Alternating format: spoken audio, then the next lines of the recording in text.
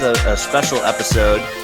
I have my dad with me, who I've talked about a little bit on this show before, and I know that I was super pumped to have him on, and I know that he's kind of nervous to talk about his background. But Dad, how you doing? I'm doing well. Just I know you'll go easy on me, so yeah, we'll try. Okay.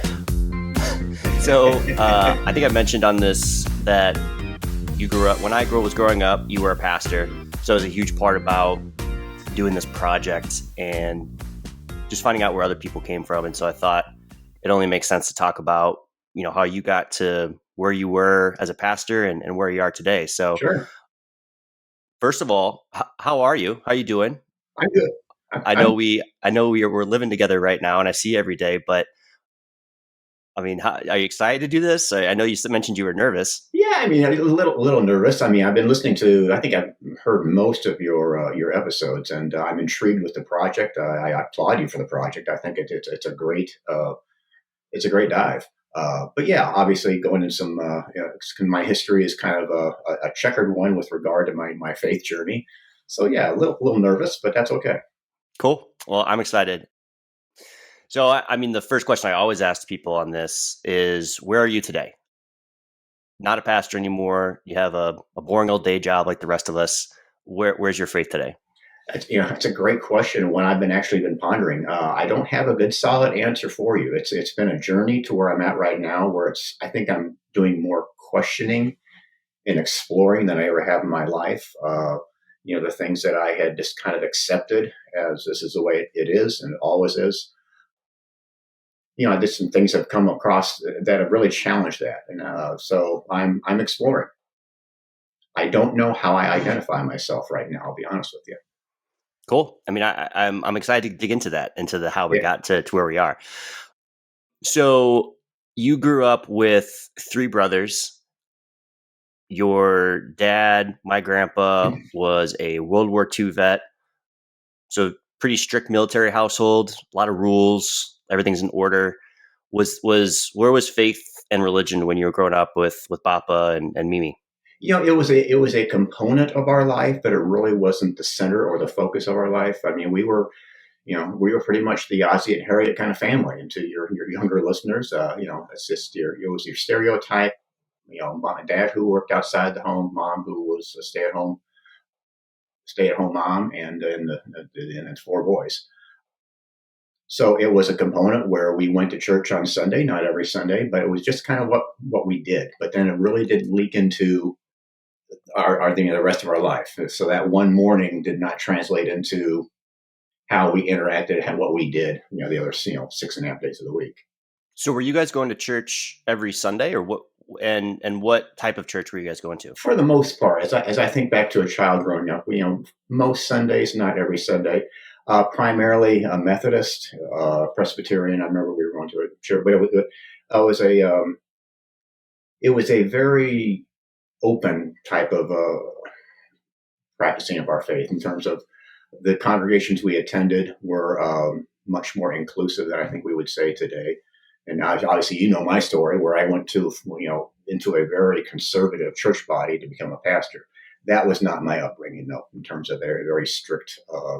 Traditional kind of, or I should say, strict and conservative upbringing. Got it. So I'll ask a different question. So when you're going to church, like as a kid, were you interested in it, or is it like most kids where it's just, something that you do, something that you get dragged to? My memories of going to church, especially as a child, it was great. I got to hang out with friends. So I had, several friends, but I remember so much being in church worship itself. My memories are more, around Sunday school. But again, I looked forward to it because my friends were going to be there.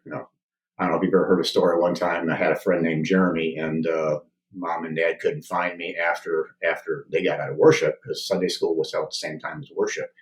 And they found us. We were playing hide and seek in a dumpster, and that's just one of my earliest memories of going to church and Sunday school. It centers around that story. Hide and seek in the dumpster. Hide and seek in the dumpster, and you got a picture again. The Ozzie and Harriet family. So I was wearing black pants, a white shirt, skinny black tie, and we were hanging out in the dumpster.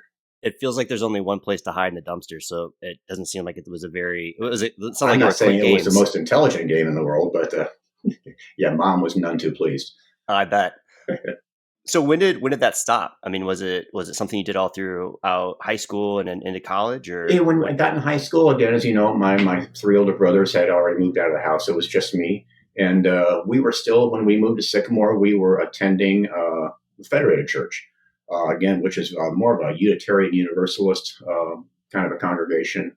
I went through confirmation there, and certainly a different confirmation than you went through, as a Lutheran attender. It was more of a how to interact in the world, how to get along, the acceptance, the openness of others was very much a part of that. But yeah, it was, and it wasn't an every Sunday kind of thing, but it was a lot of Sundays we attended. It sounds like the messages were pretty positive, at least your takeaways of them. They were, yeah, they were, and at the time I thought it was great. As I got into and then transitioned into studying to become a Lutheran pastor, those teachings I kind of looked down upon because they were very much contrary to what I was being taught as a Lutheran pastor going through seminary. Hmm. That's interesting. I want to come back to that. Yeah. So, what about college? Did you have any sort of?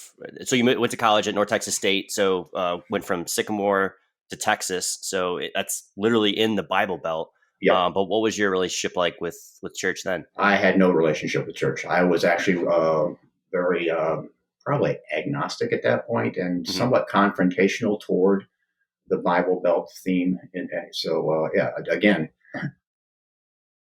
I was a 180 from where I would end up. That's for sure.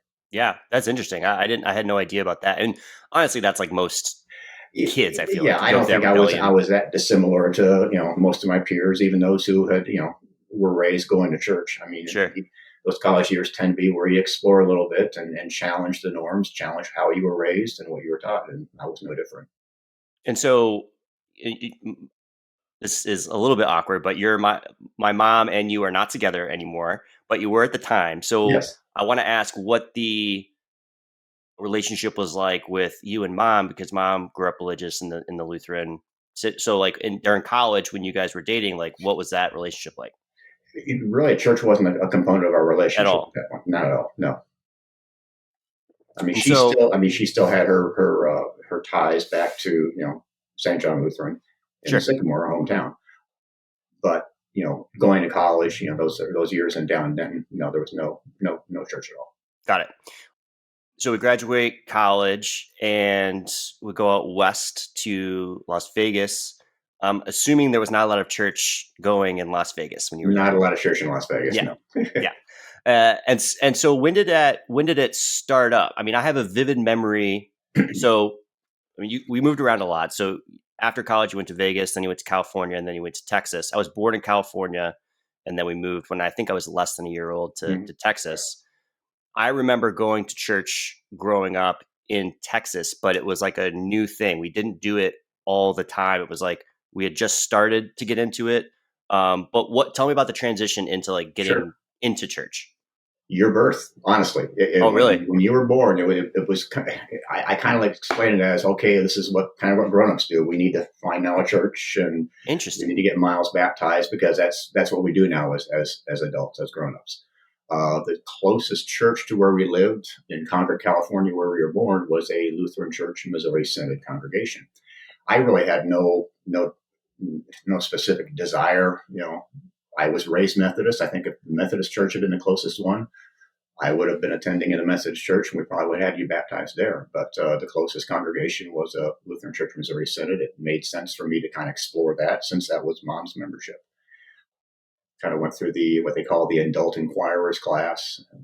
They teach you, Christian doctrine. They'll teach you the teachings of Lutheran Church Missouri Synod. I went through that, and it touched me. And what I was being taught and how it was being explained really made sense. So I kind of latched onto it at that point. So we became very faithful attendees while in Concord. And then when we moved to Texas, to Arlington, we found another Lutheran Church Missouri Synod congregation there. It was fairly close to us and became very active there. What was attractive besides having a newborn that you learned in those classes? I think what I was taught was, that as I think I was always under the impression that I had to do things to earn God's love and forgiveness. Mm. And so the doctrine, the teaching was such that, you can't do enough to earn God's love. It's so really centered around the story of Jesus Christ and what God did for us through Jesus, that there was a separation between us and God. There's nothing I can do to fix that, but that God, because of his love, the old John 3:16, for God so loved the world that he gave his only son. That just, for whatever reason, at that point in my life, that resonated with me. It got away from the works aspect of religion. I got to do this or God's not going to love me. It became more of a celebration of what God has done for me. And Where do it you just, think? go ahead. No, I was going to ask, where do you think that mindset came from? Do you think it came from like the Methodist teachings, or was that something that you learned along the way outside, like that earning God's trust? It sounds like, and I don't know the Methodist teaching, but it sounds like that is kind of the antithesis of what you were talking about earlier, which is just like everybody's welcome. So where do you think you learned that? I think, I don't know. I think back. I think, well, some of that was probably my time in Denton in the Bible Belt. Because and again, there may be some listeners who would maybe disagree with this, but you know, big Baptist population in Texas, obviously, and that very much, what they were teaching as well was there's this aspect of what you need to do. Hmm, Certainly, they celebrate Christ's sacrifice, but there's still a works aspect to it. interesting. I didn't know that. So it starts to speak with you in these adult classes, and then we move to Texas. When the hell did you decide to become a pastor? it kind of a gradual thing. I was getting more and more involved in the congregation where we attended. I eventually became an elder, which is kind of it's a leadership position within the congregation. And I was just enjoying being involved in church work so much that I realized I can't become any more involved as a layperson. Hmm, I still have to have a day job. And just the idea popped in my head one time. Maybe this is a vocation that I could do. Maybe I could become a pastor and be involved in church work, full time. And again, I was loving the message. I was loving what the teaching was about. And so I'll never forget, came home and had a conversation with mom. And, she thought I was crazy. I thought I was crazy as well. And we went and visited the seminary. They did like a little, weekend where you could come if you're a prospective student, and if you're married, bring your spouse or your significant, your girlfriend if you were engaged. And driving home from that, after mom and I saw, well, this is possible, second career people, which is kind of what we refer to as some people go to seminary coming through what's called a pipeline. They'll go through undergrad and then they go straight to seminary. At that time, when I was going to attend a seminary, there was a large percentage of the students who were second career. So, long story short, we go there. We say, this is possible. People do sell their homes and they move and do this as a second career. Driving back, mom said, well, you know what? If we can sell the house, then I guess it's doable. And we put the house in the market, and a week later, it sold. hmm. So we kind of took that as a sign of, okay, well, I guess this is, we're moving forward with this. So that's Yeah. exactly what we did. We moved up, and that started. I started attending seminary in St. Louis. What was the reaction from brothers, family, friends? What was everybody telling you? Surprised but supportive. I Oh, think really? it's the last. Yeah, I think they were very surprised. I was like, really? You want to do what? But they supported the decision. They knew it meant a lot to me, and my family, right down the line, was very supportive, and friends Hmm. and coworkers as well. Again, surprised but supportive. Did you receive any pushback from anybody? Not that I recall. I think most of the reaction was very supportive. Hmm. What did Bappa say when you told him? I think Bappa was concerned from the standpoint of, well, ministers don't make much Financials? money. Yeah, Yeah. I think it was more the financial, and and he had a legitimate concern. Obviously that was a huge financial obligation that we were. I was leaving a fairly good job in Texas with pretty good career ahead of me, And so to leave all of that and all of a sudden become a student, and who knows where I'm going to end up after that. I think that was his only concern, making sure Yeah, that I was not going to I would not be able to support my family. sure. Yeah, that's fair. Yeah, And what year did you get? What was your first year at seminary? 1992. So Okay. September of 92. What is the application process to become a pastor? What is Oh, like the start to finish process? good question. It's a fairly a lengthy application, as I recall. Just asking a lot of questions. Your faith journey, where you are now. I believe you know, I had to have the endorsement or the approval of my current pastor. So Hmm. conversations with my pastor were a part of that, and they were very supportive and encouraging. Had to take the GRE, which I was Oh, really? nervous about. Yeah. Yeah. And yeah, my math was horrible, but I remember calling up after I took it and called the admissions guy at the seminary. He said, your score is great. He said, thankfully we don't take the math into account. It's strictly your reading comprehension, things Yeah, they like got that. people to count the offerings, so you don't need Exactly reading. right. They didn't, math is not involved. So, Yeah. which was good. As you know, our family does not excel in mathematics. Nope.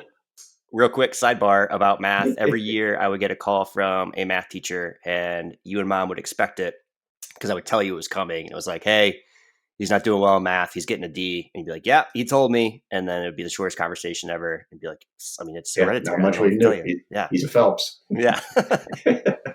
So yeah, and then there was interviews involved on the campus at seminary as well. And I think it went. I think at that point, then it goes before an admissions group that reviews the applications, and you get a letter in the mail that you're either been accepted to seminary, or maybe there's some additional study. Oh, some knowledge assessments too. So your knowledge of the New Testament, your Mm. knowledge of the Old Testament, as well as Christian doctrine. 3 exams that I had to take. What, and maybe this has changed now, but back then, what was the acceptance rate?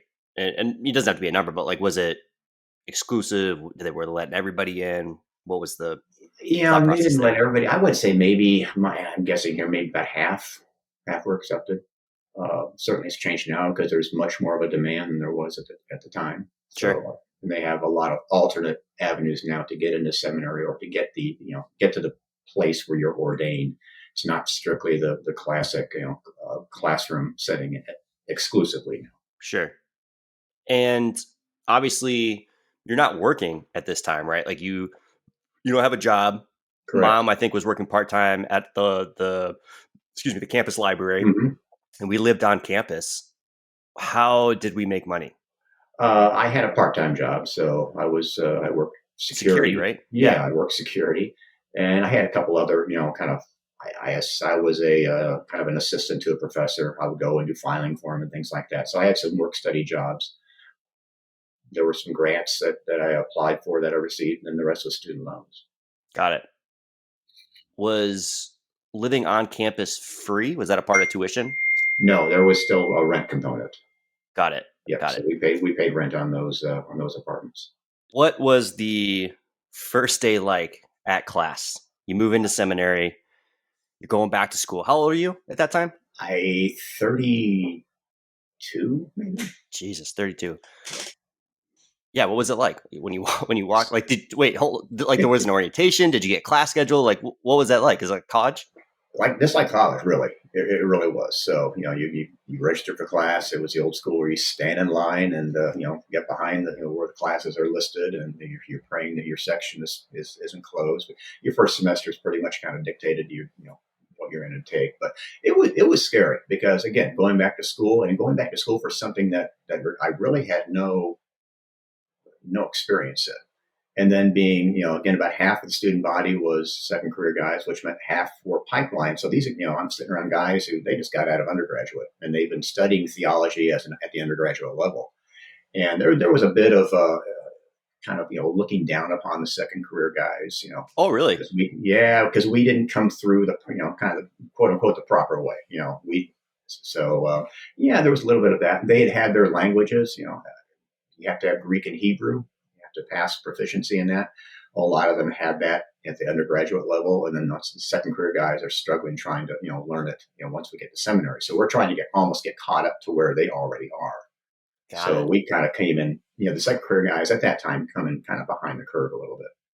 So your first, is it like the first semester, first year, you're trying to get caught up, or Yeah, what? first How year how is a long? lot First of year. catch up. You're trying to get the languages down, pass those proficiencies. Where the guys who came through the pipeline, they're already then taking the courses where you're utilizing the languages, and the second career guys are just trying to learn them. I vividly remember you having flashcards for Hebrew. Oh, definitely, yeah, I mean, how do you even? I don't understand how you even learn that language. Like a almost, it's not a dead language, but it's not spoken yeah. regularly, right? Unless does Israel speak Hebrew is Hebrew? tough. Yeah, I can't speak it. I can still, I can read a little bit of it, not much. I've lost a lot of that over the years, but it's just so foreign to English. I mean, at least Greek reads left to right. There's components in the Greek language that are very similar to English. But when you pick up a Greek Hebrew Bible or a Hebrew Bible and you turn to the last page and that's the first, and you're reading it backwards Oh, yeah. and you're reading from right to left each line, it's very difficult. Wow. And what's the thought process for reading those types of ancient languages? Is it so that you can discern ancient texts, or is it just like what's the reasoning behind it? The idea is that when you read an English, Bible, you're reading a translation. So you are reading what somebody else is kind of I shouldn't say interpreted, although there are some versions that are more interpretation. But it's like anything else. When you can actually read it in the original language, and you have a better idea of what that word really meant, as opposed to how it got because you translate any language into another, you're going to lose something. You're going to lose an aspect of a nuance that the English, for example, just doesn't carry with it. Was was there anything that when you were learning Greek and Hebrew that stood out of like, oh, that's a weird translation in English versus the original? Nothing really pops out in my mind right now. But the good example I always like to use, though, and the reason for learning the original language is just simply the word love. In English we have one word, it's love. There are no different words for love. In Greek, there are three. There's agape, which is kind of a brotherly love. Hmm. There's eros, which is the intimacy love, and philo, which I should go back. Agape is the kind of a giving love. You love saying you're giving. So that's the word that when we read, in John 3:16, for God so loved the world, it wasn't a filio, it wasn't a brotherly kind of love, and it wasn't an erotic kind of love. It's that like giving kind of love. Yeah. Just simply reading love in the English when you're reading the Bible, you really have no idea. Okay, which type of love is this? Is it eros? Is it philo? Or is it agape? It's so, I mean, I this is going to kind of bring us to what I want to talk about later, but the it's interesting to me that like we got like Jesus loves you is a big part of what a lot of people preach and what they tell you, and even that can be misconstrued into something that might be different, Definitely, yeah, right? Like the just just that fucking word is different, and we want like again, it's going to lead us down a road here, but sure, I sure. just find that really fascinating. So what what was the goal of the first 2 years of school? Because the third year is called vicarage, which is essentially a on-site internship Yeah, where your exactly. family moves for a year. Right. Oh, those first 2 years, First two, just what's really the getting the goal? fundamentals down. So getting the languages down, learning interpretation, being able to read New Testament, Old Testament in their original languages, being able to translate them. You're starting to learn. So there's just Christian doctrine you're learning. There's the interpretation of the Bible or hermeneutics, and then it's what's called What hermeneutics? hermeneutics. Hermeneutics is the actual understanding of the language or the Bible in its original language, being able to translate it. Hermeneutics. There's also the practical side of pastoral theology. So how you interact with the congregation, what your role is as a pastor. So What was more interesting for you? I think for me the probably the doctrine actually. Doctrine and The the history. practical, yet the original languages was always a struggle for me. I mean, I got through, but that was always a challenge. Was there anything in those first 2 years that stands out as like, man, that was crazy, or I don't know if I necessarily agree with that. Like, was there any sort of questioning or anything that stands out as even interesting? I was taking it all in and eating it all up. It was Yeah, more of an eye opening kind of, oh wow, I never realized that, as opposed to I don't know if I really follow that or not, but yeah. Well, at I'll that say point, you're yes. bought in, right? Like Yeah, you yeah, just spent all this money to go here. You yeah. moved I'm here, all like in. Yeah, yeah, I'm all in. I'm not there to debate or question. I'm there to learn. yeah, yeah. That makes sense. What was that's all right. We can call that Okay, out. sorry about that. No, it's all good. Let me know when you're ready. Right. So what was knowing that? Well, let me back up. Did mom know that there was a third year moving thing that had to happen? She did. Yeah, She did. yeah. Was And she that was excited about always that? what's that? Was she excited about that? And I think, yeah, it got to the point where she was kind of curious where we're going to be, kind of look at it as an adventure. It's a 1 year adventure going Oh, cool. someplace that we not wouldn't necessarily be going. Yeah. And But it's always you don't know until that day. So that's the biggest. you have no input. They call your name, and I think probably was I forget what the district would be for Atlantic District. So it would have been Don Phelps, St. Paul Lutheran Church, Atlantic District, Saratoga Springs, New York. Yeah. That's when we found out where we were going. I have a lot of really good memories in Saratoga Springs, and it makes me sad that we were only there for a year, Yeah. but it was a lot of fun. We lived in a really tiny ass apartment. I had to share a room with a newborn sister, which Oh, you love that. just absolutely sucked. I know Paige is listening, and Paige, you just really sucked that first couple of years. What was it like then picking up and leaving and trying to put all this stuff into practice? Are you talking about leaving, going back to seminary, or leaving? No, sorry. So you leave, you get called to Saratoga Okay. Springs, we move out there. That like that's got to be terrifying. It was terrifying, but it was exciting. Really, the way and people used to say that that's just a lot of moving they make you do. It makes no sense. It's a hassle, and it can be tough on a family. But if you think about it, the practicality of it is pretty good. You first 2 years you're learning. You're just getting all this information, all this knowledge crammed in you. Then you go out for your third year and try to apply it. Okay, apply what you've learned. You come back for your fourth year. It's kind of like, okay, I did well in this area, but now I need to kind of bone up in this area. You know what you don't know. You learn what you don't know that third year. Sure. A good vicarage experience is one where you're exposed to just a lot of different aspects to the pastoral ministry. Some guys would have had a horrible experience because the vicar was just considered cheap hired labor. We need another pastor here. We can't afford a pastor, but we can get a vicar, and we can use and abuse them. My experience was not that way. The guy I worked under was, he really wanted me to have the breadth of experience as a pastor. So I was allowed to do a lot of different things. I have a lot of good memories of that church and that community. I remember that. What was that pastor's name Pastor that you were on? Who? Pastor Jokel. Jokel. I remember he wanted me to be the person that was getting my feet washed in some sermon about like Jesus Right, watching Monday, someone's Thursday feet. service. Yep. Yeah, so I had to do that, and then I remember every time we would go through and like shake his hand as we are going through the recession or whatever you call it. Right. He would always put his finger like right at my belly button. I wouldn't touch it, wouldn't And touch you my would start stomach. laughing. I would die laughing. Yep, you would I start just laughing. like couldn't help it, and Yeah, he I'd thought it was forgotten so about funny. that. Yeah, that's fun. Yeah. The other thing I remember is watching Land Before Time for the first time, and I think this is a little bit younger than your generation, but Land Before Time ruined my generation because it's about how all the dinosaurs died, and these little kid dinosaurs are just finding their way through the world. Littlefoot's mom dies. It's a very traumatic event. I watched that at Saratoga Springs Church. And that ruined you. It ruined me. And then the other one that I have is I remember, I think it's, I witnessed it, but I also remember hearing the story from you as a kid where Pastor Jokel would always yell, "Vicar!"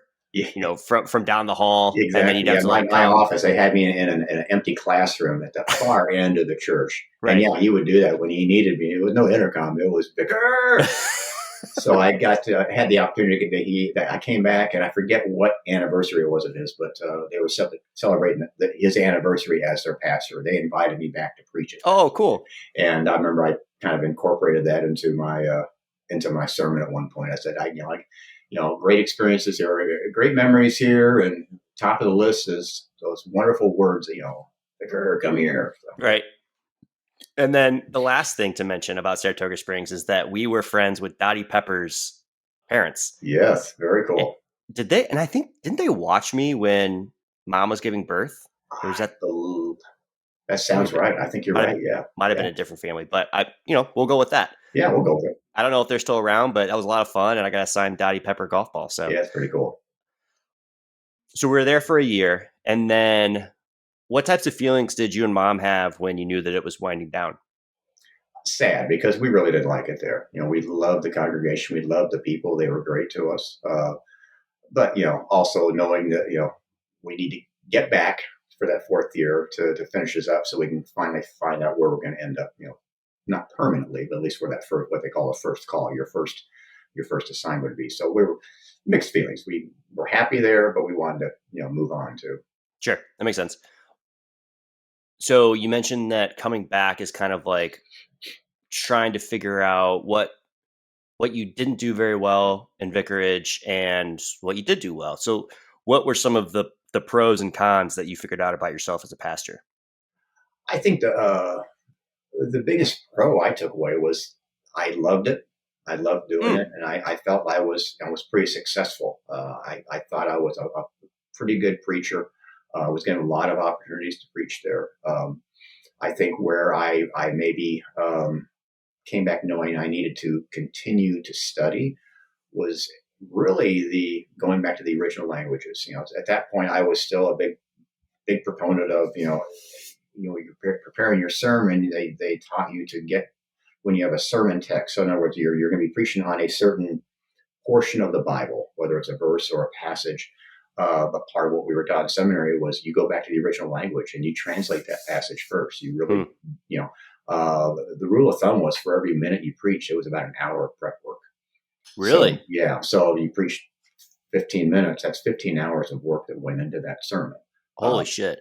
Initially, and certainly if you were doing it the way that you were taught, it would take a lot of time.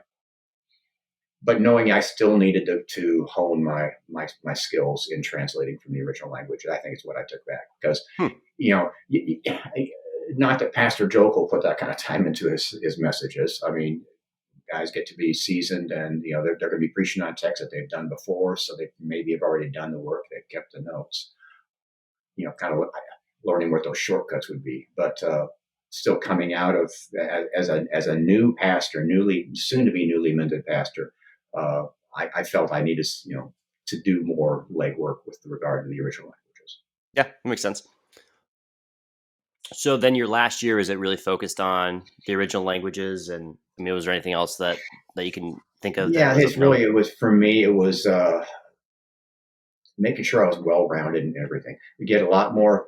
One of the areas where you get a lot more coursework when you come back for your fourth year really is in the area of practical theology. So I remember, pastoral care for the chemically dependent, for example, was a course that I took. So lots of counseling courses, things like that, which you're able to draw on your experiences from that third year of interacting, working with parishioners, Right. dealing with the issues they're dealing with, then being able to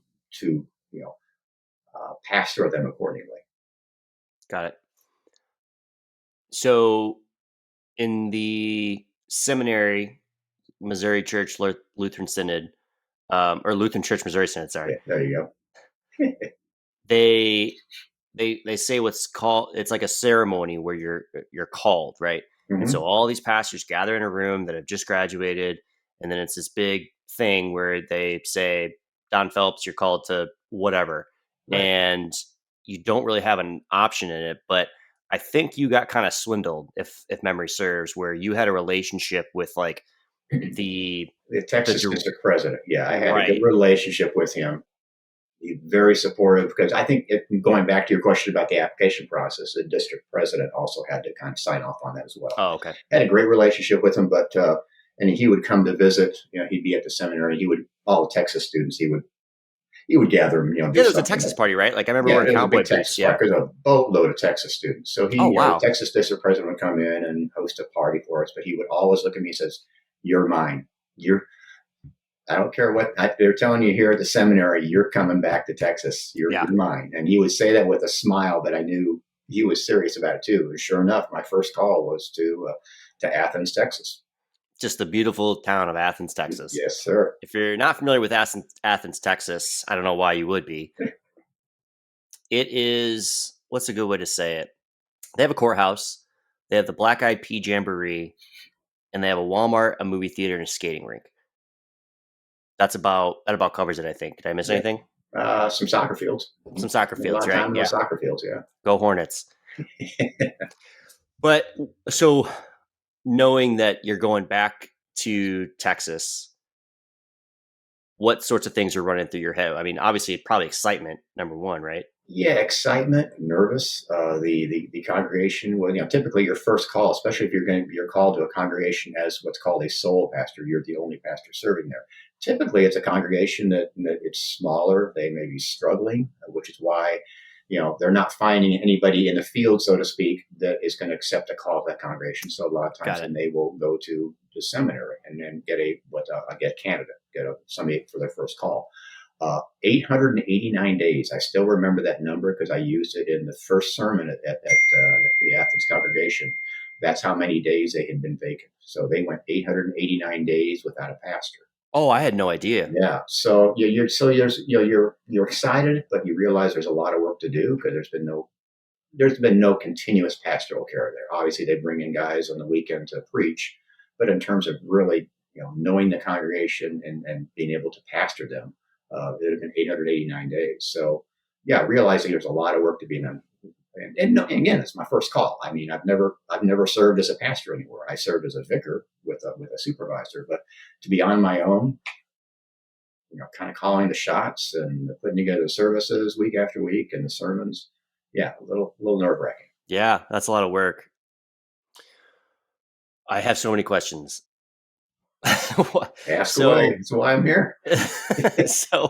so okay, so you get your first calling, Athens, Texas.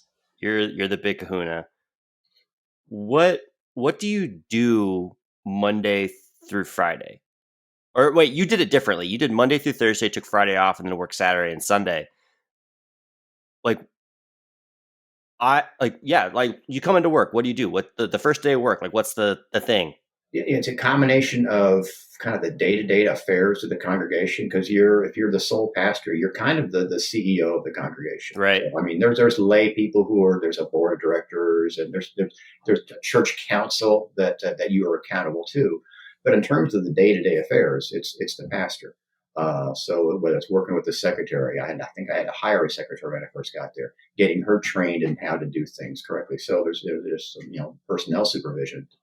But your primary job really is planning the service and getting your message put together. There's also visiting folks who are in the hospital or you shut-in. So people who are members who are unable to get to church anymore for age or infirmity, it's your responsibility to get around and take pastoral care to them since they cannot come to church. So keeping up with the education aspects. So the adult classes, teaching Bible study, teaching confirmation to the youth. What's the hardest question you ever got in adult Bible study? Hardest question I ever got in adult Bible study.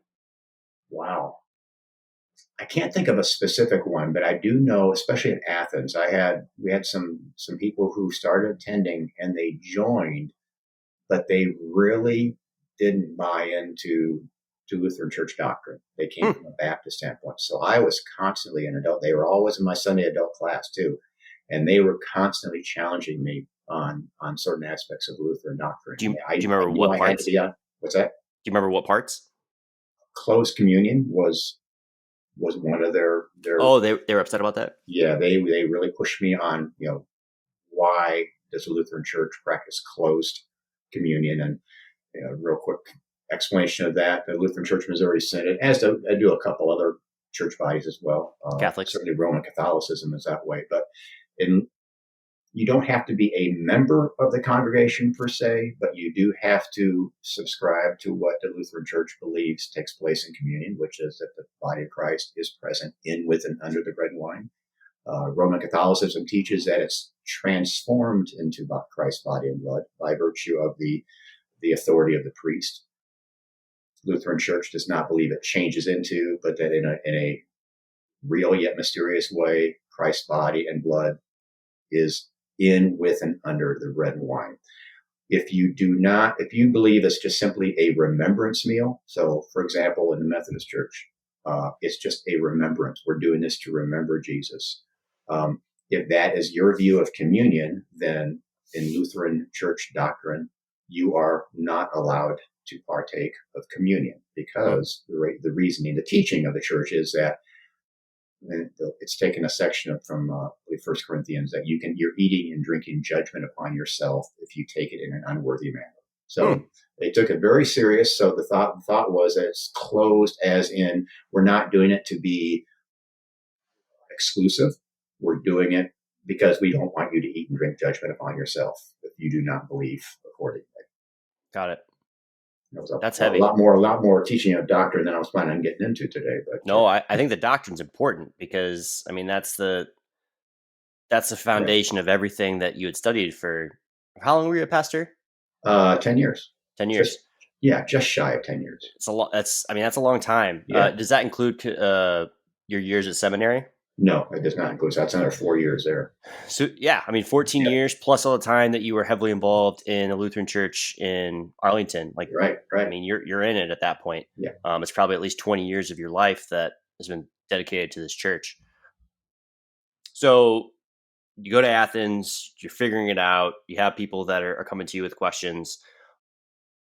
What was the most surprising about having your own congregation? Was there anything that's like, oh shit, I got to deal with this now because I don't have somebody that's a supervisor, or this is crazy that this is even a problem because they haven't had a pastor in over a year? Like, what stands out?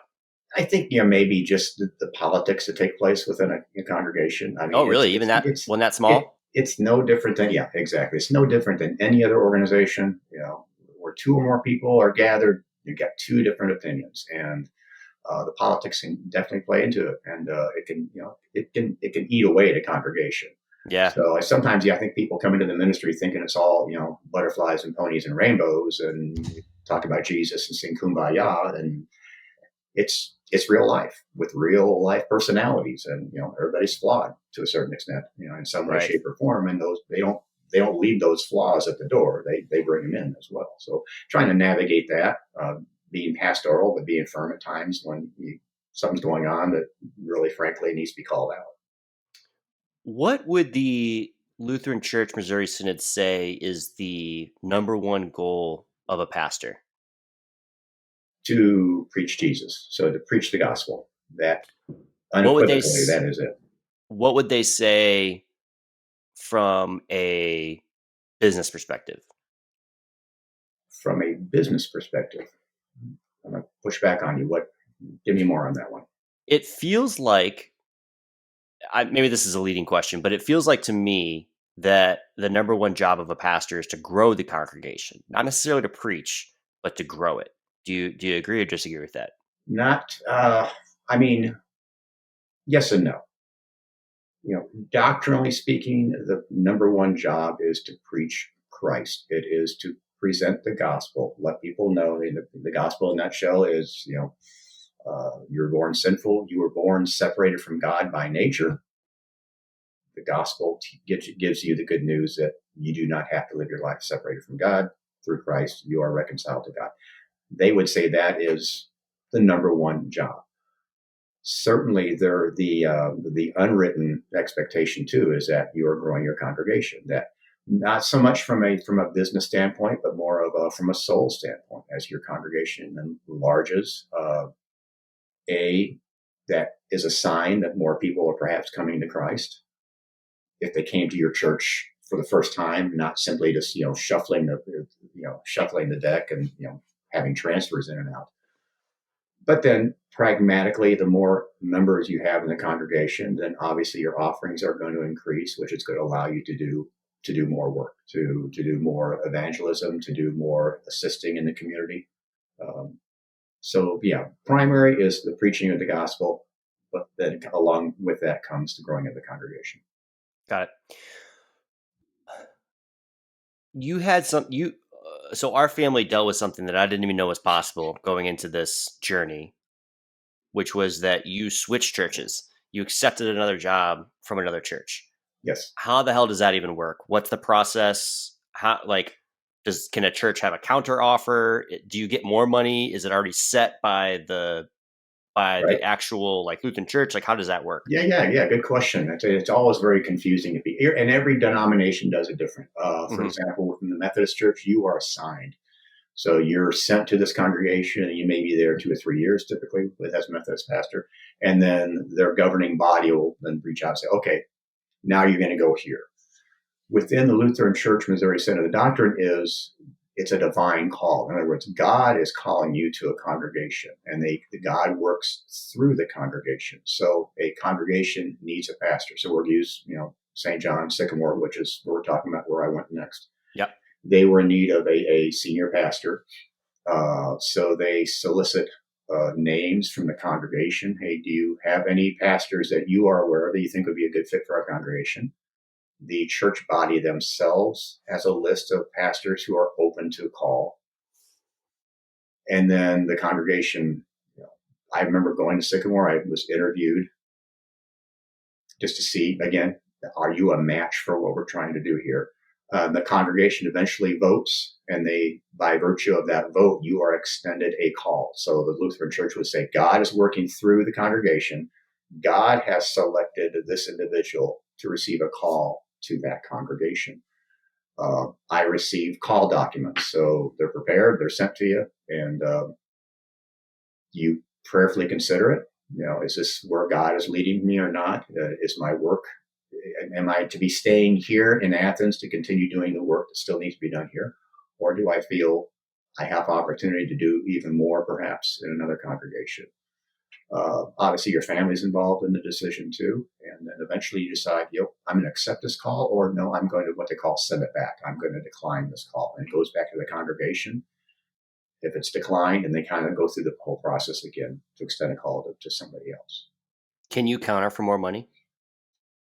You can. I mean, if that becomes, if it's a situation where what they are offering isn't, you're not going to be able to support yourself and your family based on what Right. they're offering. Yeah, you can certainly, I'm declining the call at this point just based on the salary, But knowing it what I doesn't know sound like about the year. What's that? it doesn't sound like it's normal.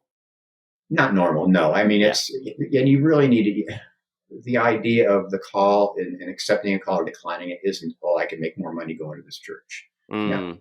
as you know, does that weigh into certain people's decisions? Sure. I'm not going to say everybody's, got a halo over them and it's all altruistic reasons. I'm sure there are individuals that kind of take that as a real deciding factor.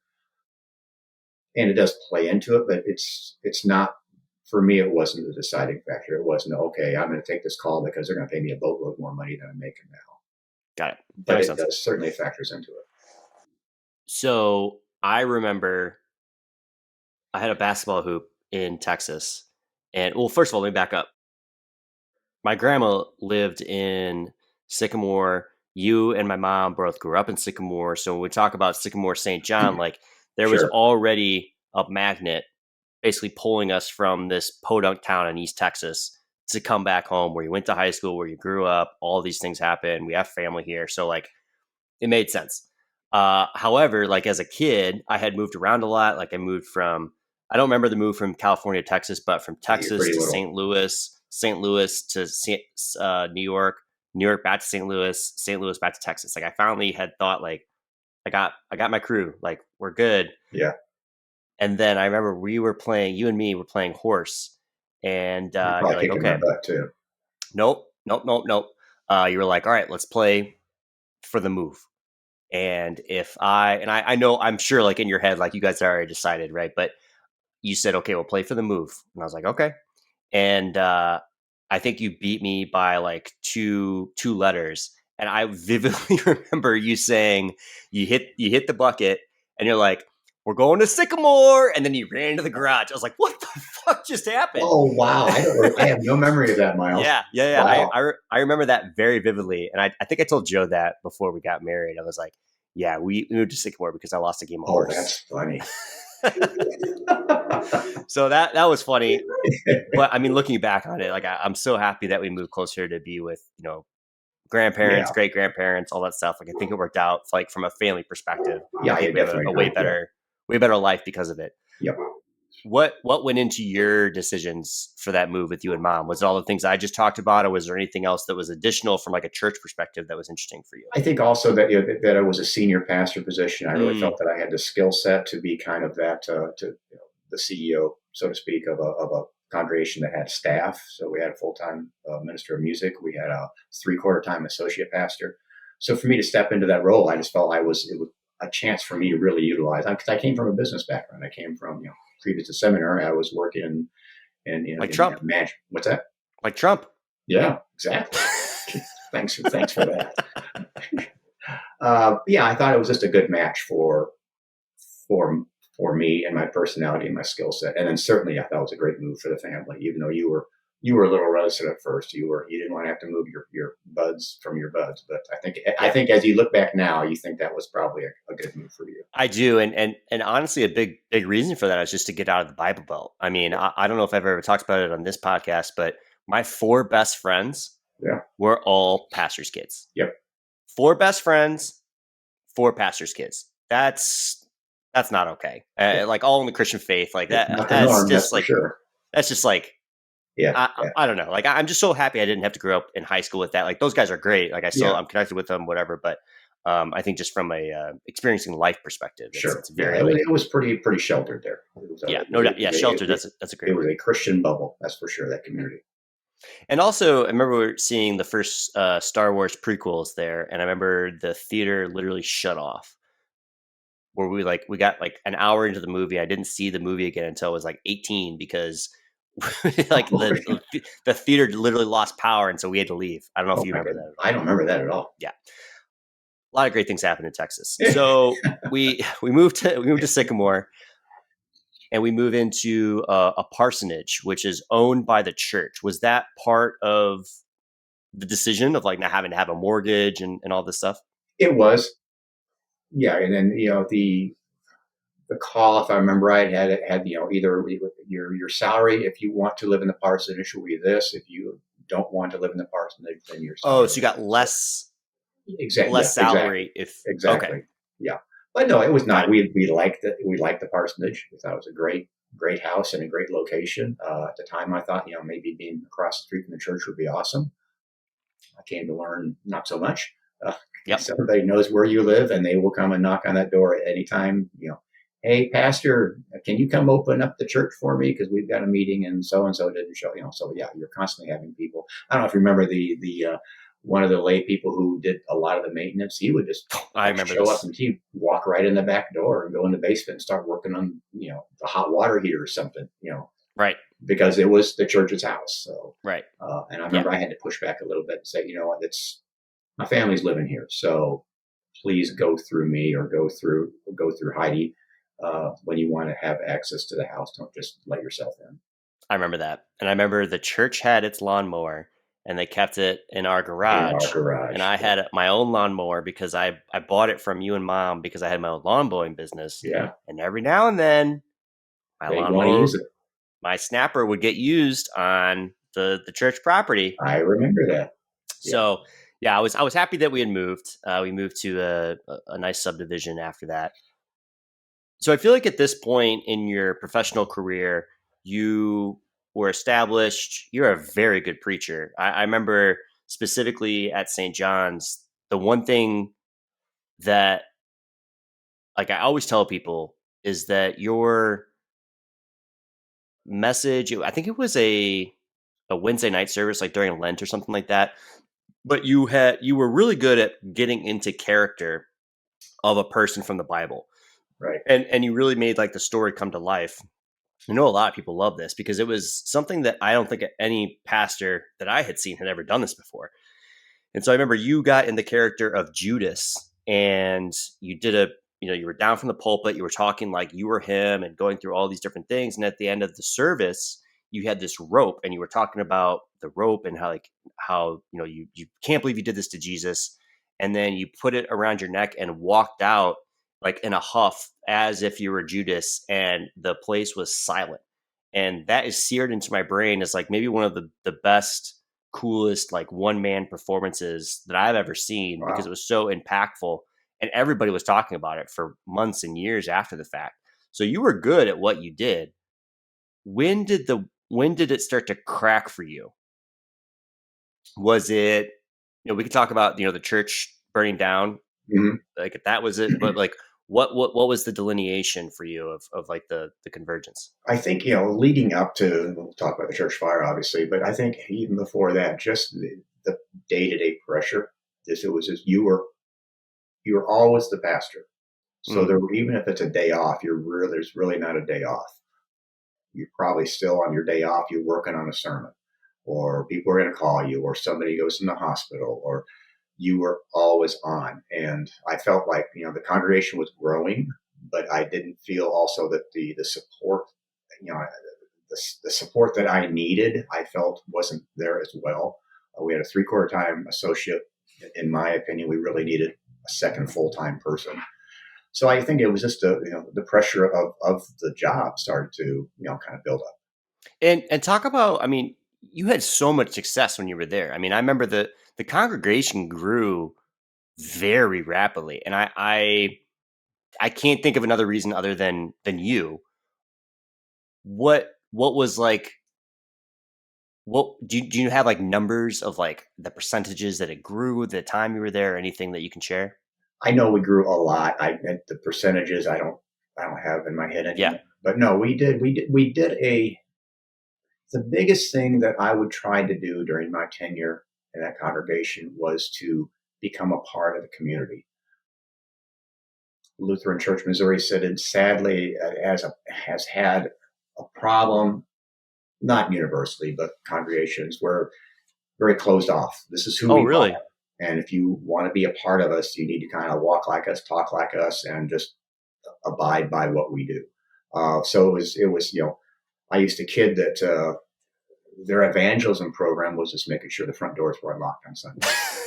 And, there's more to it than. So I don't know if you remember when we did a block party when we were living at the parsonage, I think so. but I decided, my point of view was Well, we are, describe the church. I mean, it's in a neighborhood. yeah, exactly. I was just going to say, we are in a neighborhood, but we don't know our neighbors. And, shame on us. They need to know who we are and what we're about. Not necessarily they're going to be coming attending every Sunday, but you know what? One of these days there's going to be a tragedy. Something's going to happen in their life, and they're going to be looking for some support and some answers, so to speak. Who are they going to reach out to? They're probably going to reach out to those who have who really had a desire to make a connection with them. So, and as I would explain to the congregation, we came with this idea of a block party. We aren't doing this to make members of the congregation. We're doing this to make connections with the community. And that was just a big part of my mantra of what I really try to get across to that congregation is we need to be known, not for the purpose of getting bigger numbers. We need to be known so we can have an impact and be there for people. So That's I think interesting. that played into us, starting to have some, our numbers did grow. Our attendance grew. The number of members that we had grew as well. I remember. So there was the old part of the church and there was an addition. The addition was just like an extra like dining hall. Yep. And then the old dining hall was right off of the sanctuary. And I remember you would always have to set up chairs and you had like this, and there's no air conditioning in this fucking place. Yeah. You had to set up fans Yep. to like have this It's circulation. okay. The addition was air conditioned. The old fellowship hall and the sanctuary was not. So yeah, I'd forgotten about that. Yeah, so I'd get there early in the morning. We'd crank the air down to snow in the new area, and have these big fans that just tried to circulate it into the sanctuary because I got hotter than Hades in there. Yeah, you had like rigged a system where you're like, okay, I know that I can get it Yeah. coming from this wind tunnel to get through this area. And you had a whole system down. They didn't teach me that shit in seminary either. Well, it also didn't work because it was still hot as hell in there.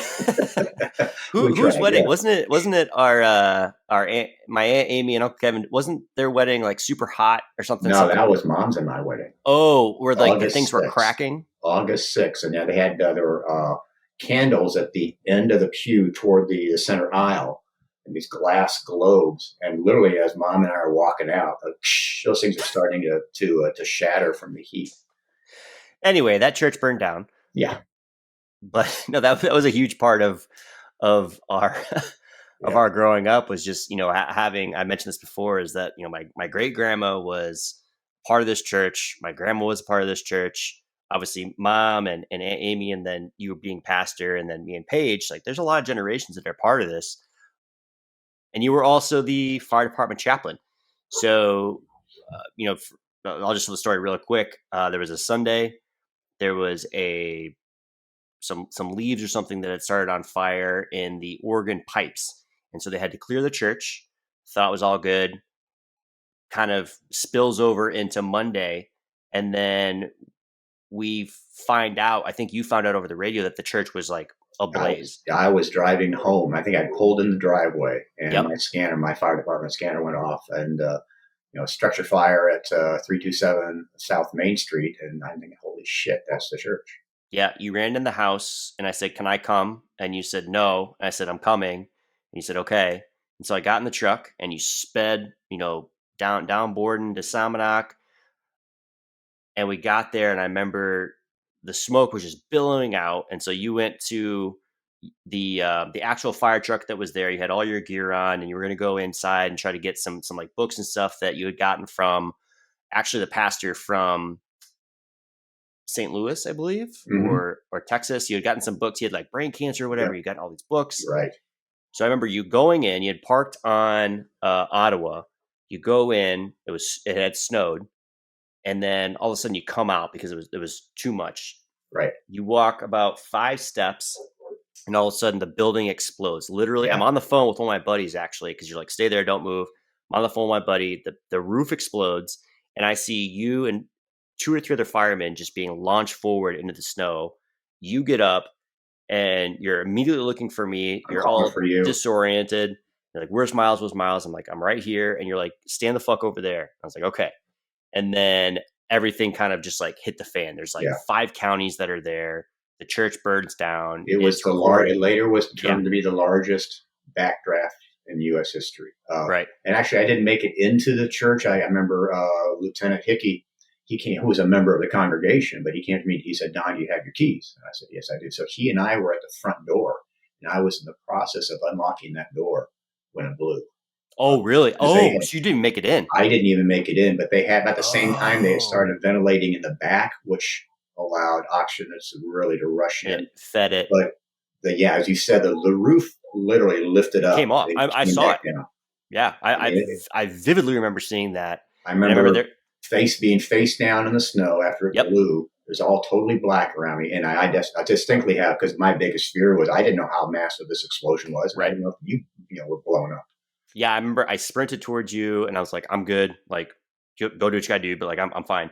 And then there was a firefighter that was actually injured in the back part because he had a brick that went through, I think, his leg or something like that. And everybody survived. No, there was no deaths or anything like that.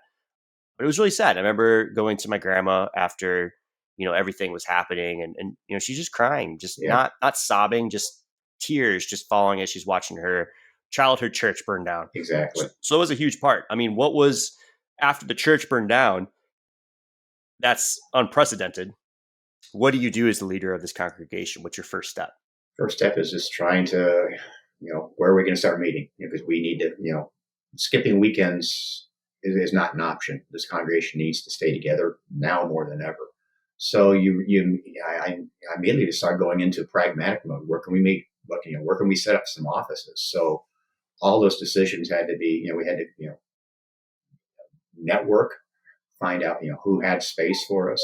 But that was really the big focus right there, because it was a critical importance that we worshiped that following Sunday. We needed to have the congregation together so we could mourn together and support and encourage each other. And, you know, I don't know if we could get away with it today or not, but, high school, we actually held worship services in the high school, Yep, I remember which that. was huge for us. Yeah. I hear my dog barking in the background. I'm so sorry, but that's just where we're at. So I feel like this was the turning point kind of in your career as a pastor. Maybe not, maybe there was things happening before that, maybe there's things happening after Hmm. that, but it felt like this was the start of the end for your career as a pastor because of, we don't have to get into this, but I mean there was some No. substance abuse Yep. stuff, there was Um, some extramarital stuff that yep. came up, but as a whole, from like a faith perspective, when like were those cracks happening, or was it just like trying to manage the personal life at that point? I think it was starting to manage the personal life at that point. Yeah. Yeah, But yeah, definitely, that was definitely a turning point for me, emotionally, spiritually, um, career wise. That was a turning point. You know, at the time, something like PTSD. I didn't even know what that was. Probably, I mean, it's something that used to utilize, that we know much more about today.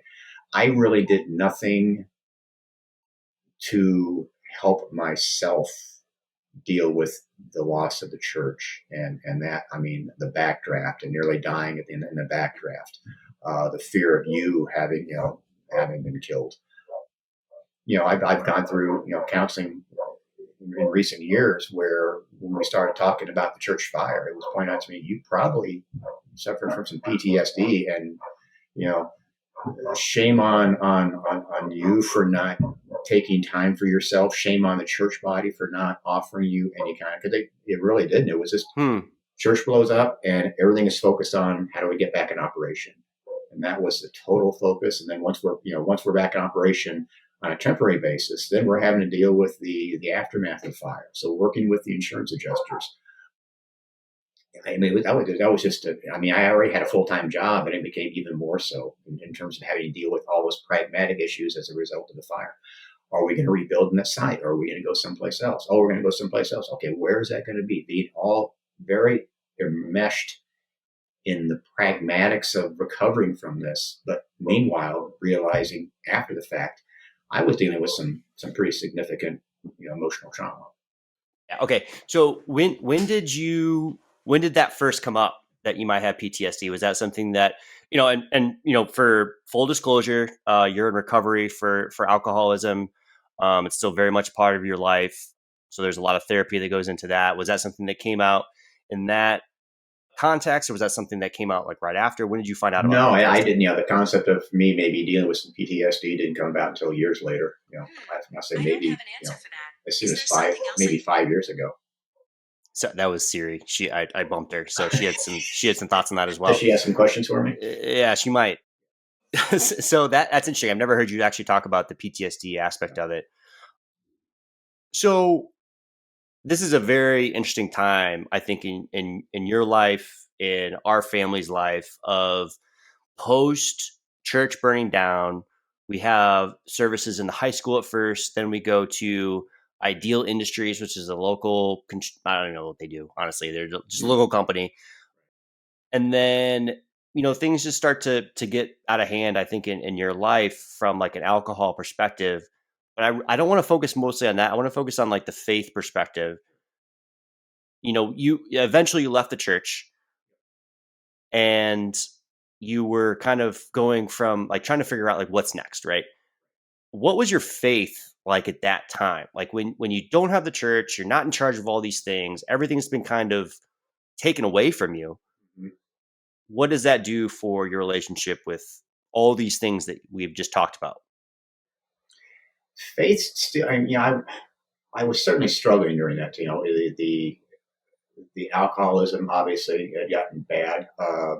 Was in and out of rehab a couple of different times. Would have some sobriety and then would relapse again.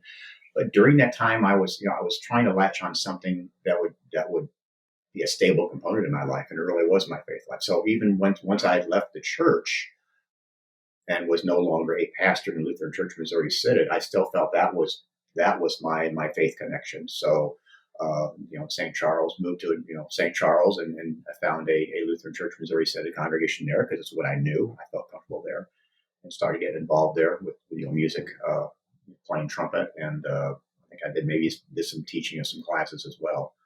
So I think it was me needing that connection, me going with what I knew provided me some stability and some comfort, and me still trying to be a part of a faith community in some kind of a teaching or leadership uh, capacity.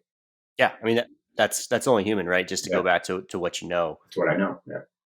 When did the actual questions start to happen for you of, is this actually what I'm about?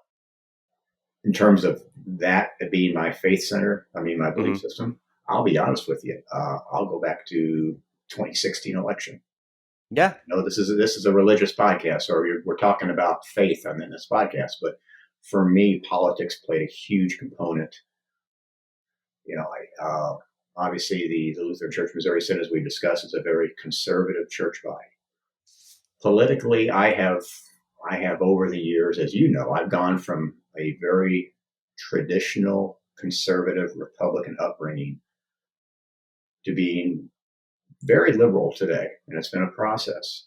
I think it's just a process. I think part of it is my journey through being a recovering alcoholic and being around individuals who look different, talk different, have different struggles in their life that I hadn't been exposed to before, and to seeing how they are or not treated by society or by our political structure.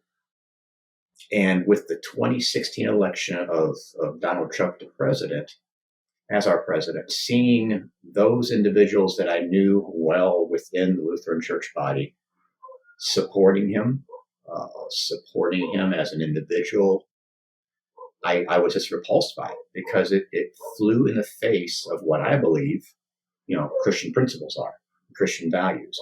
And so being able to pick and choose, okay, well, we are totally for Donald Trump. Yeah, he's an asshole, but that's all right because he's conservative, and typically, and a lot of times and I may offend some people here, but within the Lutheran Church Missouri Synod, most of the time it comes down to one issue, and that one issue is abortion. So what was seeing in the church body is we will support any candidate who is anti-abortion. What are Don't your look views at on abortion? what's that? What are your views on abortion? Might be. I mean, I believe in a woman's right to choose. You know, I do have personal feelings about abortion, Yeah, I but do I too. believe in the woman's right to choose. And I didn't used to believe that. I was, that any abortion is wrong, that it's murder, and should be illegal. I do not believe that anymore. But having a church body, and I shouldn't say a church body, it wasn't the official position of the church body, but it is people within the church body, and specifically leadership within the church body, who would be supportive of Donald Trump because he was anti-abortion and throw out everything else that came out of the man's mouth that was contrary to the Christian teachings. Mm, Because, well, it's all right. He's against abortion, so he's our man. right. And I saw that over and over again. And then, and we're going to fast forward a little bit. Uh, Once I moved to where I currently live in Aurora, Illinois, I ended up, because I was getting more and more disenchanted with really the conservative, you know, at all cost views within the Lutheran Church Missouri Synod. Started looking for some other options and ended up at a non-denominational church, and was very comfortable there. But again, as the politics of 2016 started coming up there, I was hearing the same kind of garbage. Hmm, That yeah, Trump's an asshole, but you know what? He's our guy because he's conservative. right. We can't have a liberal, and just I just was disgusted by it, frankly. And so I started questioning, really, at that point, everything. I mean, how old are you right now? I am 62, 61. 61. That that has to be so hard. Like I don't even know how you get to where you are right now, Dad. Honestly, like to go through 4 years of school, to be a pastor for 10 years, to be involved in the Lutheran Church Missouri Synod for 20 years. how do you get to where you are? Like, how do you have that level of self introspection to know this stuff, to work on yourself, to have this swing? Like, it makes no sense to me. I think it's just part of it. Maybe it's just the therapy over the years, the journey I've been on, where I'm more willing to be honest with myself about what I believe. And as I look back, I don't know, even when I was, and again, some former members listening, I do not mean to offend, but I don't know that I necessarily fully subscribed to it in my heart. Mm, Everything across the board that the Lutheran Church, the Missouri Synod, taught in terms of doctrine. But I went along with it. sure. It wasn't overtly, I don't believe this, but I'm going to preach it anyway. Right. It wasn't, it was just more of I really wasn't totally being honest with myself. I was making myself toe the line and follow the doctrine to the T. When if I had slowed down long enough and really been introspective at that time, I probably would have thought, I don't know if I necessarily believe this. Same-sex marriage, for example. Uh, Lutheran Church, Missouri Synod is totally against it, as you know. And I preached that. I preached that doctrine, but I had friends who were gay. I mean, great relationship with people who were gay. So there was a struggle there, but I just wasn't willing to be honest with myself about it at that time. I will be honest. I mean, the same sex, I had never been disappointed in you except for one time when you were a pastor, and that was when there was a same sex couple that was going to get married, and we got an invitation for them, and they were members of our church. And I very vividly remember you and my mom having an argument because you said you couldn't go because of your position. You couldn't be seen there. And I remember mom being like, "That's so dumb." And you're like, I just can't. And I remember thinking, like, as a kid, like I think I was a freshman in high school. I was like, man, Mm-hmm. that doesn't make any sense. Yeah, And that was the first crack for me and religion for me of like that. This is so dumb. yeah, Like, understandable. how I just feel I feel like I'm projecting a little bit because I've had to do a lot of introspection because I grew up in the things that you were teaching. I was learning the things from you directly. How do you rectify the time that you've spent into where you are now and being able to be honest with yourself? What's that like?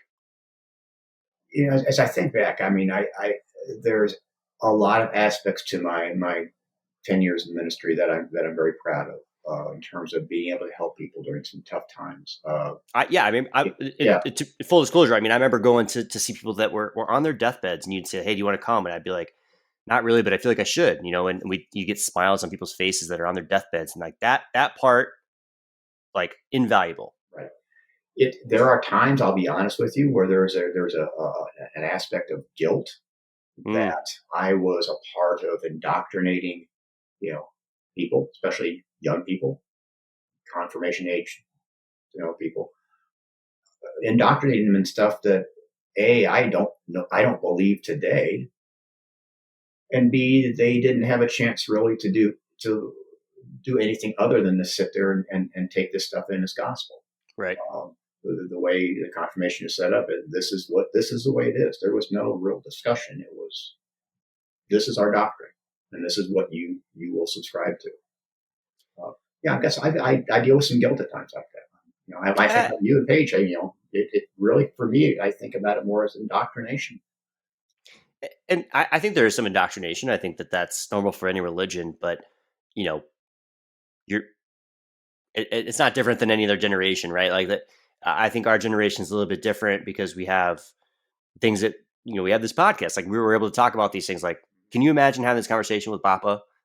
Like that. Yeah, yeah, You can't do that. Now you can, but I do think that the cool part about being indoctrinated in this and like being able to have your mind open is that you have the context. You have where you are to where you've been. So I think you kind of have to take it with you as part of the sure, yeah, experience as yeah. well. Do you remember the song that our pastor would play, Adam and Eve, not Adam and Steve, during confirmation? I Paige do, brought that up. I do. Yeah. How does it make you feel today? Horrible. That's Yeah. just, it's disgusting to me. It really is. Yeah. Who made it? Do you know the I don't. artist? I don't know who made it, Oh man, but that what a it pops in my head from time to time. same. I mean, and it's so catchy too, right? Like that's a point of Yeah, some of this religion exactly. stuff. Yeah, yeah. So we have this sense of guilt now a little bit. You tried out some churches. I mean, where do you think you're going to be next? Like, what's your? I mean, you're a guy. You're a very introspective guy. You like to read. What's next in terms of your faith? And I mean, it's got to go along with recovery as well. Right. I'm exploring. I've done some recent readings in terms of astronomy. And, I think part of that comes, you think about the Hubble telescope and especially the James Webb now. Like, we are learning and finding stuff that we had no clue about, just a matter of years ago.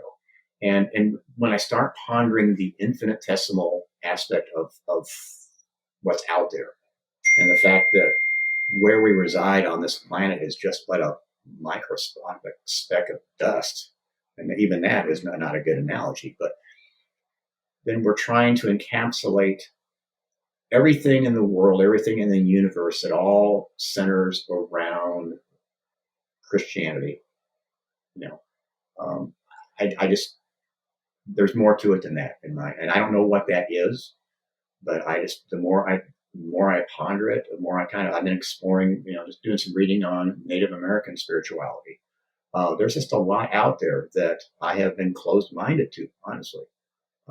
So I'm trying to do some exploring on my own, doing some introspective, reading and pondering to try to make some sense. And I won't make sense out of it because it's bigger than all of us. It's beyond me. But it's to me, it's just too closed minded and too easy just to simply go to the Bible and say, this is the story, and this is the only story, and this is the one story we need to adhere to.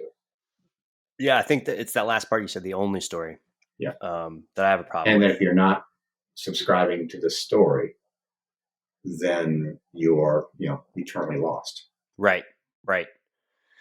Yeah, I mean, we've had these tough conversations with friends, even like really close friends, of heaven and hell, and what does it take to get to either place. But I mean, for you personally, you've had this relationship with a God.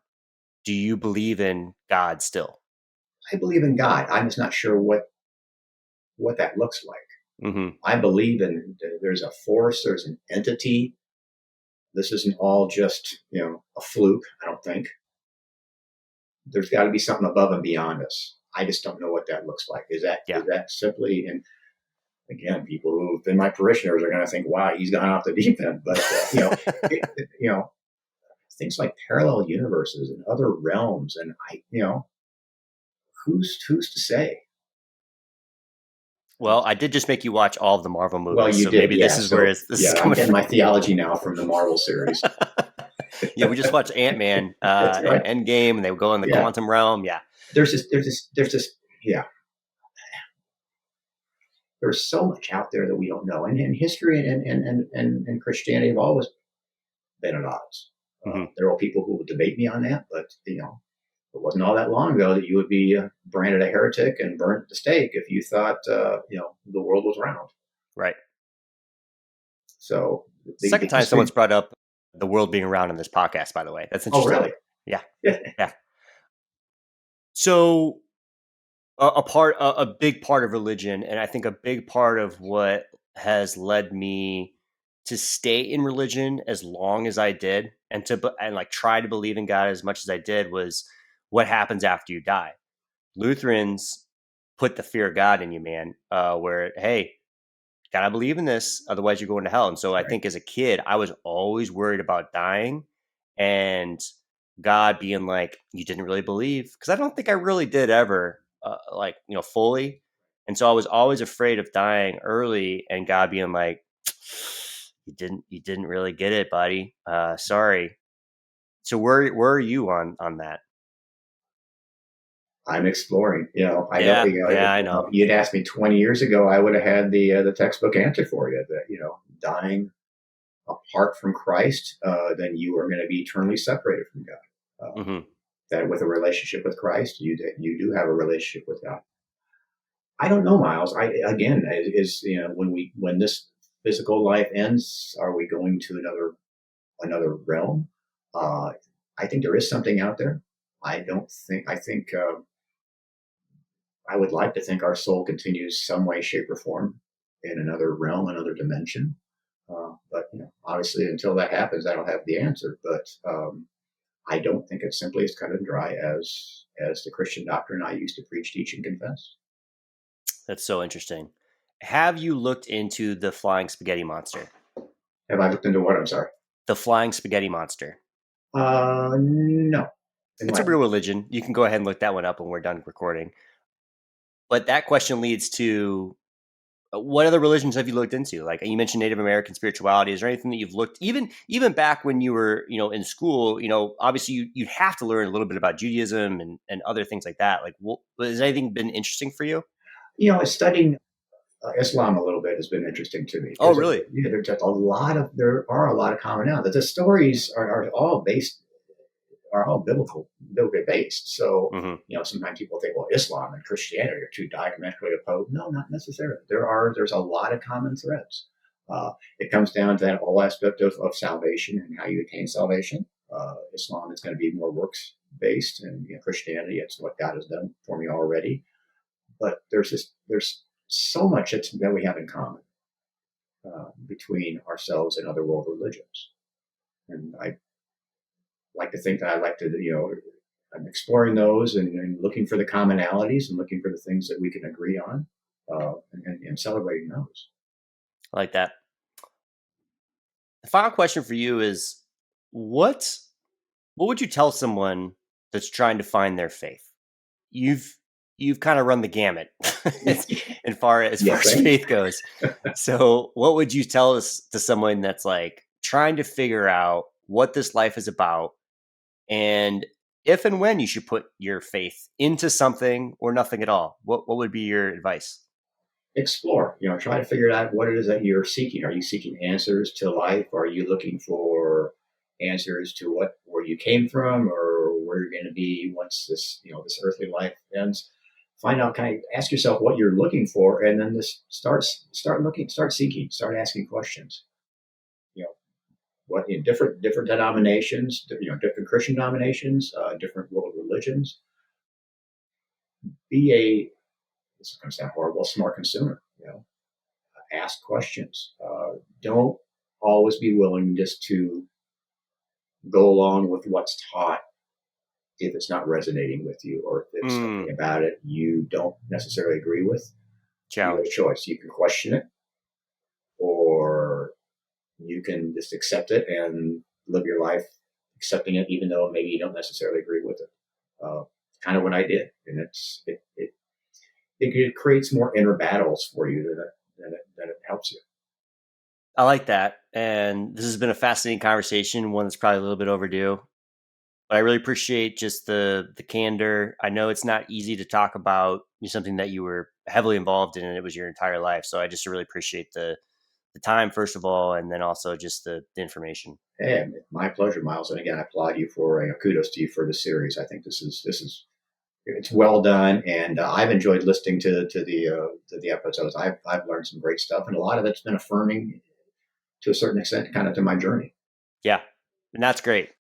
That's what I want it to be. But I couldn't do it without, my dad and people like you. So I, Well, I awesome. appreciate it. Well, thank you for the opportunity. It's been good for me because you'd asked me several weeks ago if I'd be willing to do this, and as you know, I'm an avid runner, and one of the things I'd be cogitating on during my morning runs is, okay, I know what questions he asks. How would I respond to that Yeah. question that were asked to me? Just because I really haven't sat down to really think this through to the extent that I have in the last few weeks, and Well, it's especially easier not to, right? Like but it's it's easier easier. not Yeah, to because faith is something that doesn't have to be part of your life every day. right. And if it's not when it was before, then it becomes uncomfortable because then you have to revisit it. Yeah, I mean, just the basic question, what do you believe? I'd be thinking, wow, I'm Yeah. struggling with that right now. Yeah. Again, 20 years ago, I would have had some great answers for you.